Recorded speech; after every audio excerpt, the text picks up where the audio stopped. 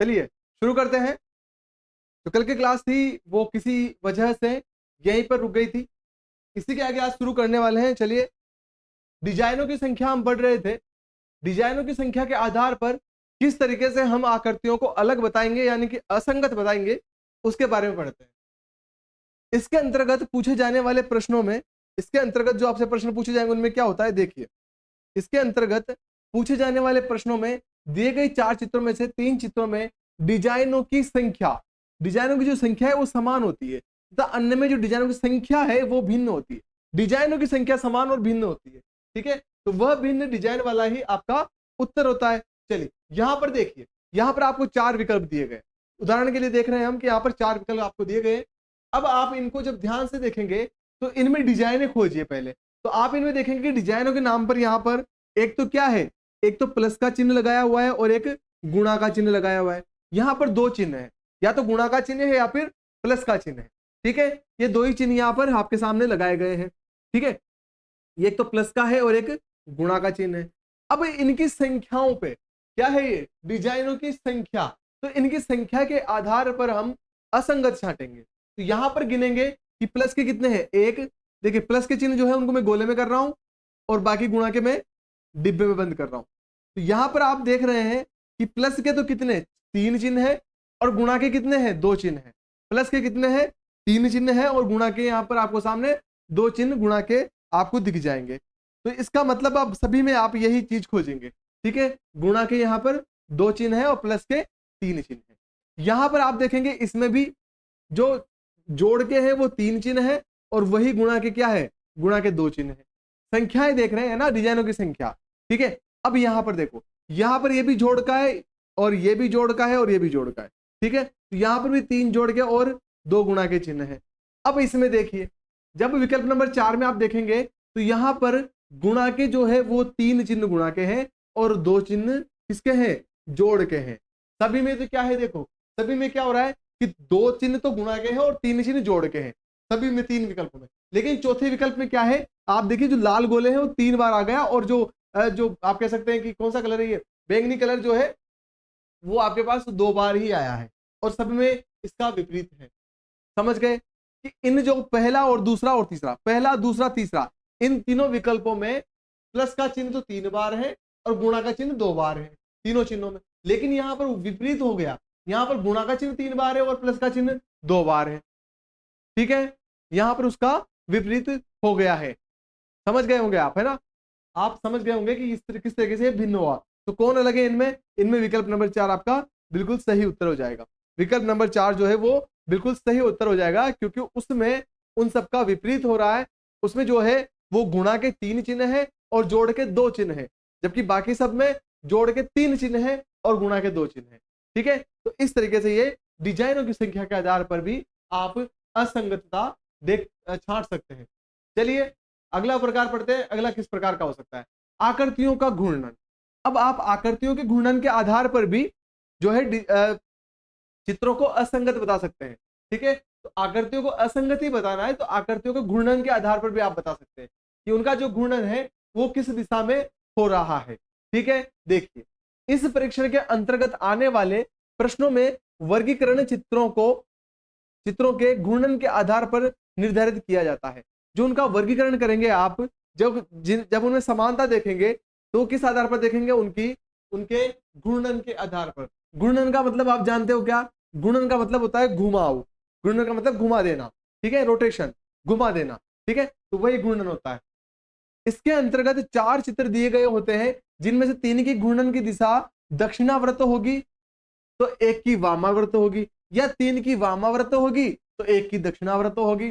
तो घूर्णन की दिशा के प्रारूप में घड़ी की सुई की दिशा को दक्षिणावर्त तथा इसके विपरीत स्थिति को वामावर्त कहते हैं। अब यहाँ पर 2 शब्द आए बेटा, कौन कौन आया है, यहाँ पर आप देखेंगे एक शब्द आया है दक्षिणावर्त दिशा और एक आया है वामावर्त दिशा। अब ये दोनों क्या होते हैं, दक्षिणावर्त और वामावर्त क्या होता है, ठीक है।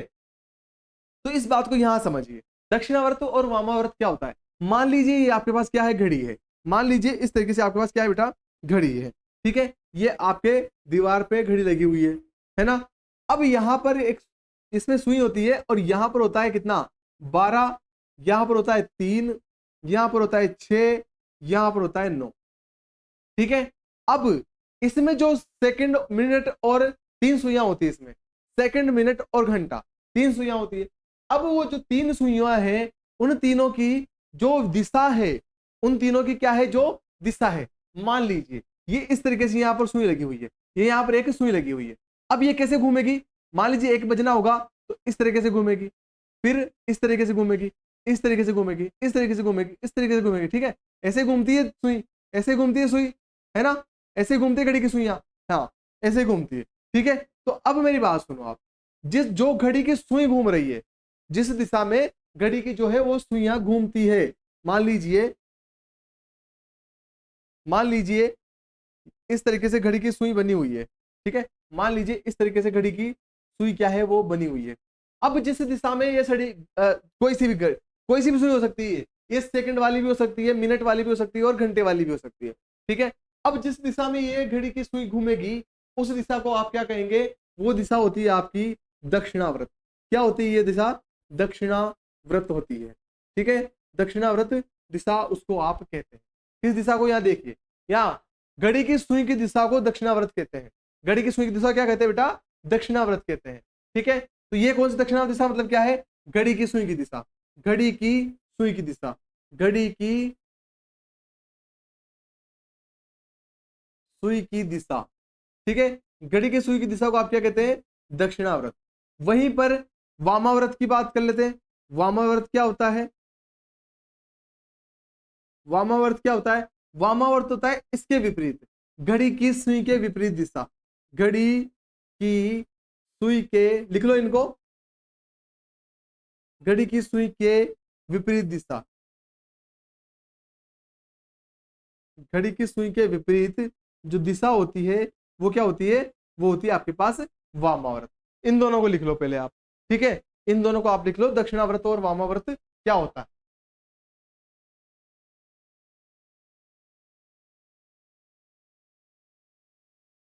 चलिए, तो दक्षिणावर्त और वामावर्त क्या होता है, ये आपने नोट कर लिया होगा, है ना। चलो अब आगे देखो, तो जो घड़ी की सुई की दिशा होती है, अब घड़ी जो है वो किसकी सुई, उसकी सही 12 से 1, 1 से 2, ठीक है, इस तरीके से चलती है, 12 से 1 और 1 से 2 ऐसे चलती है, ये 1, ये 2, ये 3, 4, 5, 6, 7, 8, 9, 10, 11 और ये 12, इस तरीके से चलती है। तो पहले 12 से 1 पे आएगी, फिर 2 पे आएगी, फिर 3 पे, 4 पे, फिर 5 पे, 6 पे, 7 पे, 8 पे, 9,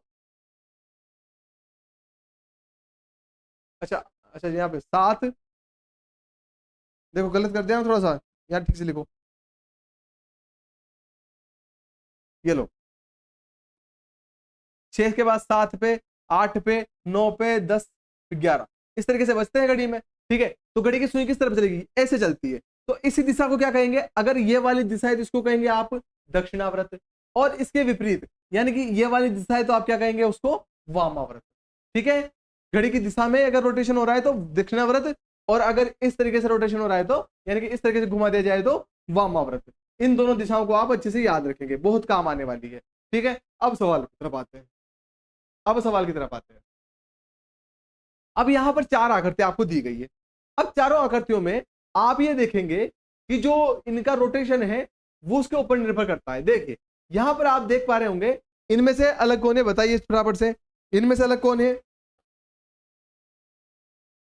इनमें से अलग कौन है, बताइए। अब आप देखिए, अगर आप इस तरीके से देखें, देखो यहां पर जो एरो है वो यहां पर है, ठीक है, फिर उसके बाद जो इसको कैसे घुमा गया, इसके बाद बात करें तो इसको इतना घुमा दिया और ये यहां पर आ गया। ठीक है, उसके बाद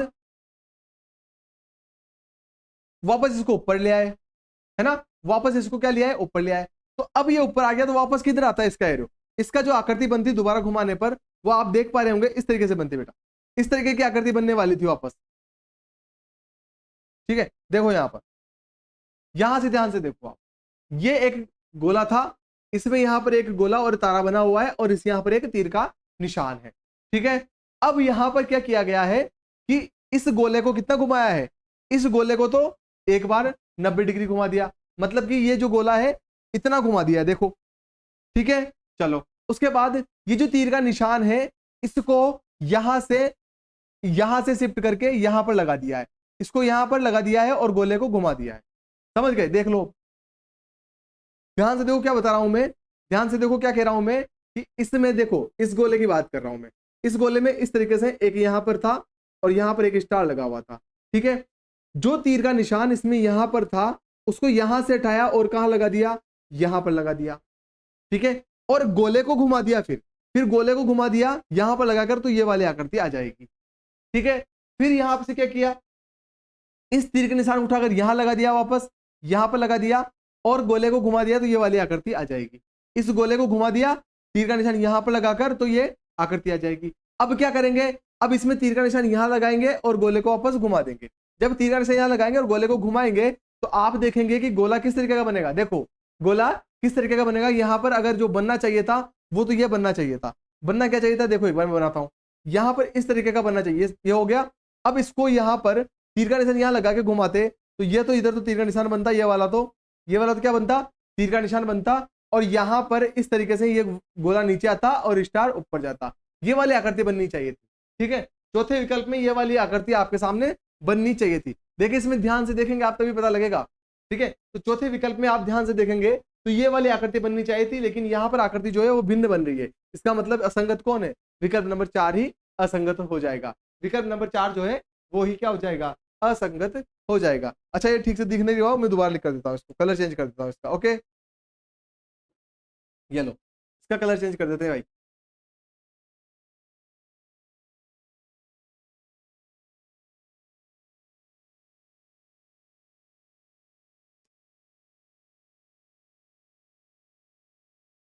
ये लो, इस तरीके की आकृति बननी चाहिए थी, लेकिन वहां पर आकृति क्या बन रही है, चौथे में आप देखो ये तीर का निशान इधर जा रहा है, गोला इधर है, इसको ठीक से घुमाया है नहीं, देखो इसको घुमाते वापस तो इस तरीके से घुमाना पड़ता, लेकिन उन्होंने ऐसे नहीं घुमाया, क्या किया इन्होंने, उल्टा घुमा दिया इसको, है ना।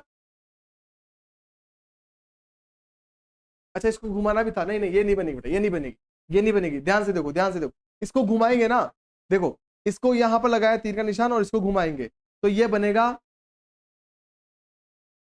ये बनेगा, ये देखो ध्यान से, इस तरह का गोला बनेगा और यहाँ पर ये तीर का निशान ये से रहेगा, ये वाली आकृति बनेगी। ठीक है, लेकिन यहाँ पर सही उत्तर तो कौन सा है, विकल्प नंबर 4 ही आपका असंगत है। ठीक है, विकल्प नंबर 4 ही क्या है बेटा, असंगत है, इसलिए आपका सही उत्तर क्या हो जाएगा, विकल्प नंबर 4 ही आपका सही उत्तर हो जाएगा। चलिए आगे चलते हैं अब। ओके चलो अगला प्रश्न, अगला तरीका देखो आप, अगला तरीका देखो, पैटर्न में समान। अच्छा यहाँ पे डायरेक्शन देखिए क्या, दक्षिणावर्त वामावर्त, यहाँ पर देखो आप, ये इस दिशा में घुमाया गया है, इस दिशा में घुमाया गया है। ठीक है, इसको इस तरीके से घुमाया गया है, इसको भी इस तरीके से घुमा दिया गया है, इसको भी इस देखो, है ना, सबको इसको इस तरीके से घुमाया, फिर इसको इस तरीके से वापस घुमाओ, फिर इसको भी इसी दिशा में वापस घुमाओ, तो इस दिशा में वापस घुमाओ क्या बनेगा, इधर आएगा तारा, इधर आएगा, तो ये गलत आ गया। देखो ये कौन सा, ये तो इस दिशा में घुमा के बन रहा है, ये तो इस दिशा में घुमा दिया, उल्टा घुमा दिया। इसमें क्या किया, यहां से यहां तक आने के लिए इसको क्या किया, उल्टा घुमाया गया है, उल्टा घुमा दिया गया, तब जाके ये बना है। ठीक है, तो इसकी दिशा क्या हो गई, इसकी दिशा तो क्या थी, घड़ी की विपरीत दिशा में थे, ये घड़ी की दिशा में घुमाया गया है। ठीक है, तो ये तो वामावर्त घुमा रखे हैं और ये दोनों क्या दक्षिणावर्त घुमा रखे हैं। ठीक है, तो आप यहां से समझ सकते हैं इस तरीके से। चलिए आगे चलते हैं, पैटर्न में समानता। अब यहां पर आप क्या ढूंढेंगे, पैटर्न में समानता देखेंगे। इस परीक्षण के अंतर्गत आने वाली सभी प्रश्नों की यह विशेषता होती है कि इनमें से 3 चित्रों में एक समान पैटर्न होता है तथा अन्य में एक यह पैटर्न नहीं होता है। इस कारण ये क्या होता है, सबसे भिन्न हो जाता है। पैटर्न में समानता देखेंगे, देखिए क्या होता है इनके अंदर, बताओ क्या आएगा इसका उत्तर।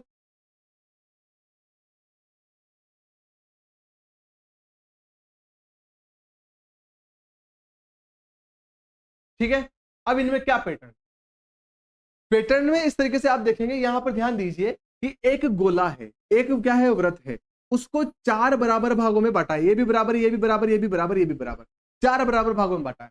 ये जो आकृति है इसमें भी आप देखेंगे तो इसको भी 4 बराबर भागों में ही बांटा गया है, इसमें भी 4 बराबर एक ही तरीके के भाग हुए हैं, लेकिन यहां पर देखेंगे इसके जो चारों भाग है वो अलग अलग है, इसके चारों भाग क्या है, अलग अलग है, इसलिए ये भी क्या हो जाएगा, विकल्प नंबर 4 असंगत हो जाएगा। समझ में आ गया। इसके जो 4 भागों में बांटा गया है, इससे पहला भाग है, दूसरा है, तीसरा है, चौथा भाग, तो चारों भाग क्या है, समान है। इसके भी चारों भाग त्रिभुज है, देखो एक त्रिभुज, दो त्रिभुज, तीसरा त्रिभुज, चौथा त्रिभुज, तो यहाँ पर भी चारों भाग त्रिभुज ही है। यहाँ पर 4 भाग देखेंगे तो 4 भाग इस तरीके के चतुर्भुज बने हुए हैं, ठीक है, इस तरीके के चतुर्भुज बने हुए हैं। तो यहाँ पर लेकिन चारों भाग देखेंगे तो एक तो चतुर्भुज है, ऊपर वाला, तो ऊपर वाला चतुर्भुज है, लेकिन ये नीचे वाला क्या हो गया, त्रिभुज हो गया, ये भी त्रिभुज हो गया, ये भी त्रिभुज हो गया, तो एक तो चतुर्भुज है, 3 त्रिभुज है। इस तरीके से इसमें जो है पैटर्न अलग हो जाता है। तो यहाँ पर विकल्प नंबर 4 आपका बिल्कुल सही उत्तर हो जाएगा। चलिए अगला देखते हैं। अगला क्या होता है, लेखन पद्धति। लेखन पद्धति में देखिए इसके अंतर्गत अंक या अंग्रेजी वर्णमाला के अक्षर को महज एक चित्र समझा जाता है। अंग्रेजी या अंकों या अंग्रेजी के वर्णों को रेखाओं की संख्या लिखने की विधि खुली एवं बंद आकृति गुणों के आधार पर वर्गीकृत किया जाता है। यहाँ पर आप समझिए कि यहाँ पर जो आपके सामने आकृतियां हैं ये एक पैटर्न फॉलो करती है। देखो जब इस सी को बनाएंगे आप तो आपको पेन नहीं उठाना पड़ा, इस जेड को बनाएंगे तब भी आपको पेन नहीं उठाना पड़ा, एन बनाया आपको पेन नहीं उठाना पड़ेगा, देखो एन बनाएंगे तब भी आपको पेन नहीं उठाना पड़ेगा, आप इस तरीके से देख सकते हैं। लेकिन जब टी को बनाएंगे तब आपको पेन उठाना पड़ेगा, जब टी बनाएंगे तो आप पेन उठाना पड़ेगा। इस तरीके से ये टी जो है ये अलग हो जाता है, ये टी जो बना हुआ है बेटा ये अलग हो जाएगा, ठीक है।